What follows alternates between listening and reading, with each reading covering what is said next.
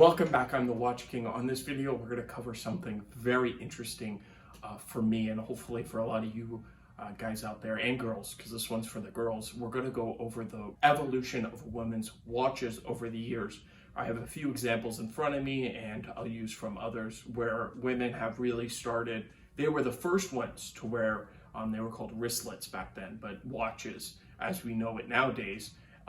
So it was very interesting to go back into the history and find some cool pieces to show to you. So flipping ourselves right into it, I have some examples in front of me. Of course, does not discover all of women's watches, but I think these are the main keystones here that are involved. And this is a cool video to show you the new capabilities I have. I actually have a loop for the camera, so you actually get to see what I get to see when I purchase watches as a watch dealer or collector out there and what I look for. So going across the board from oldest to newest over here, meaning styles, and it doesn't necessarily mean the date, just the style of it. First, we're gonna go to a very interesting watch. This is a Bulova. Bulova was a watch brand back in the day that was the very first ever commercial on TV. They were the kings of the industry. They were a US brand. They were made in the USA.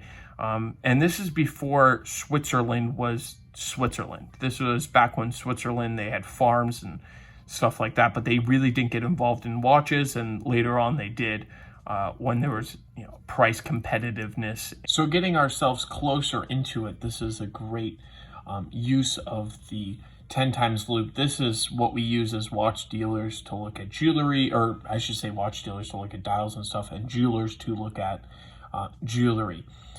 Now, this particular watch is something of in pre-World War I women's wristlet. You would see these with, this would be the style. I'm not saying this particular watch is from pre-World War I, but this is the style that women would wear.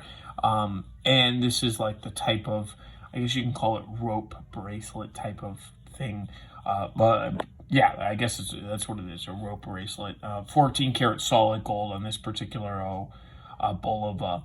And just a very, very cool, unique piece. Then we go later on past this kind of stayed with the style of the ladies until this is like 50s, maybe 40s, but this is like a 50s model, the Lady Matic.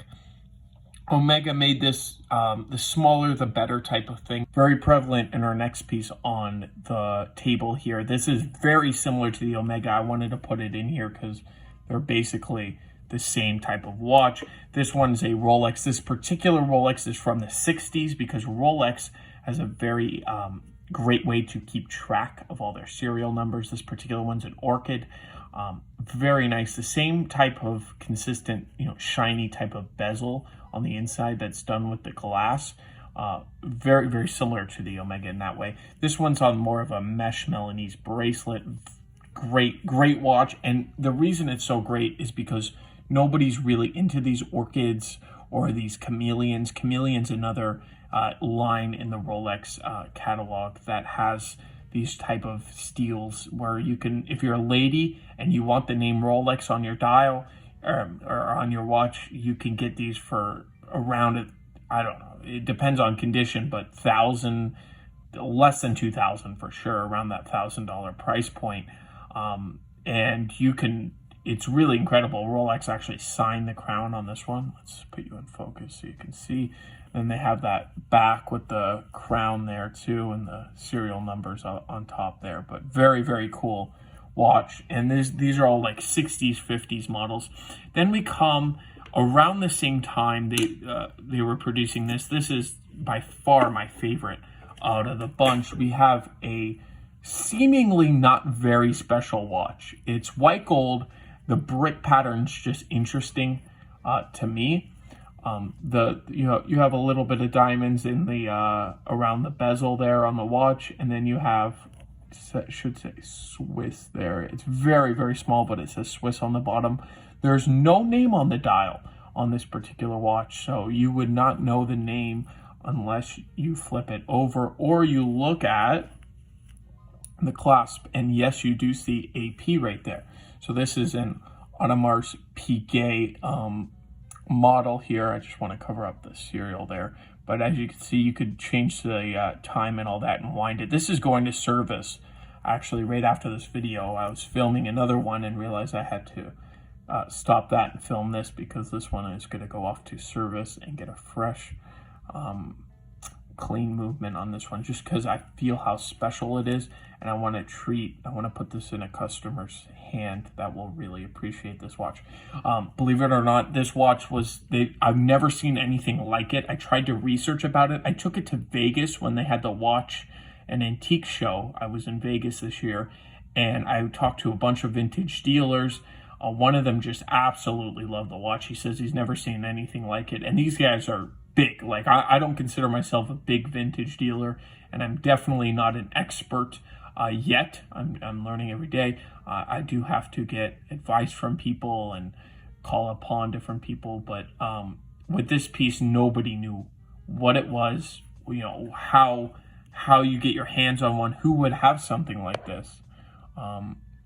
If I can get it in focus here too, you got the gold here. This is white gold, this particular model, which you don't see a lot of vintage white gold either. I mean, I'm not sure about APs, but Rolex, you see a lot less white gold than others, and I believe most brands are like that too. So very, very unique, special watch there. The next one, I'm going to keep you under the loop here, because this is this particular watch is from 1990, and to me it's very relevant, because this was I should say the Omegas, the Rolexes, stuff like that. It wasn't blingy as a woman. The watch that the women wore in the 80s. So we're going from the AP, we're going to call it 70s era, this type of jewelry era. And we kind of skipped to generation is the tank generation. I just didn't have enough room on this table to bring in the tanks that I have in stock. But the tank generation was really the 80s. Not a lot of women. I guess they wore watches like this, but they love the tank because it's this quartz. Most of them were quartz, and you don't have to wind it. It lasts 3-5 years, and then you get a new battery, and then it's good for another 3-5 years. So that's why people loved it. In the 90s, a lot more, the big bezels came out, rap music and stuff like that became more prevalent. But with the ladies and the women out there, this was a big style. As you can see, the diamonds aren't the prettiest on this. This is aftermarket. I don't know why I bought it. I thought it was a great deal, but the market changed and all that. So it's something where if you want Rolex on the dial, you want to pay sub $3,000, around that $3,000 mark. This one particularly is sub $3,000. You have aftermarket dial, aftermarket bezel there. You actually have an aftermarket bracelet, as you can see here, and aftermarket end links. The clasp is original, case movement's all original. But this one you can get a really good steal on, and a lot of people like this type of style where they have diamonds, they want to be blingy. And then that takes us to the last 15 years or so, where we have now the ladies wearing quote-unquote men's watches. A lot of the ladies, I also don't have enough room for let's say the Day Date 36, but I wanted to put that in here too. Day Date 36 is now very popular with women. This is my example of all the 36s. This is considered now, you go into an official dealer and the guys, I've talked to a lot of ADs and people working there, they consider this now a woman's watch. Rolex doesn't consider it because this was their line for a long time before changing it to the 41 millimeters and 40 millimeters. But this was, for a very long time, the 36 millimeters was the men's watch, and now women have adopted it. So that just shows how the culture is. There's still men that wear 36, so it's not, I'm saying a ton of guys wear 36 millimeters, just something where now more women are wearing it too. Then we have the pieces like this, where it's sort of that 90s era, I would say. This particular is a Submariner, where you have, it's a 16800, 16800. This reference, very good reference actually. It has the quick set date, sapphire crystal there. And then, well, this one has an aftermarket diamond bezel and dial, aftermarket mother of pearl. But these are the type of watches where women just want diamonds on them, And you can get, you can get a really good deal on this sub. I have an extremely good deal, and especially on the Datejust too. So if you want a steel with diamonds on it, a lot of women will graduate towards these, but this is like that 90s era. So concluding our video, we have the wristwatch check, which I saved for the end. We have a Rolex Panda Daytona, and this is one of the, for nowadays, this is one of the most of these I see on women, believe it or not, that I see personally out in the wild. And the guys are wearing Submariners and the women are wearing these Panda Daytonas. So the quote-unquote woman's watch is something of the past. It's something of this era and before, 90s and before. Nowadays, women are wearing 41 millimeters. Guys are wearing 31. It's not something where I would describe it as a woman's watch. The reason I do is because that's how dealers describe it, and that's how you get a sizing comparison. But women can wear anything they want, and men do too. So it's not, this is not a strict guide of what women wear. This is just something of the past and what they used to wear. If you like this video or are interested in any of these watches, all of them are for sale. This one is family member. I actually got my mom to get this watch. She really wanted it, and I got an opportunity to give it to her. So everything is for sale except for this particular one on the table. So email me if you're interested. And if you have any questions or want to look at some cool vintage watches, all the social media is down below. And thank you all for watching. I do appreciate all your support, and I will catch you in the next one.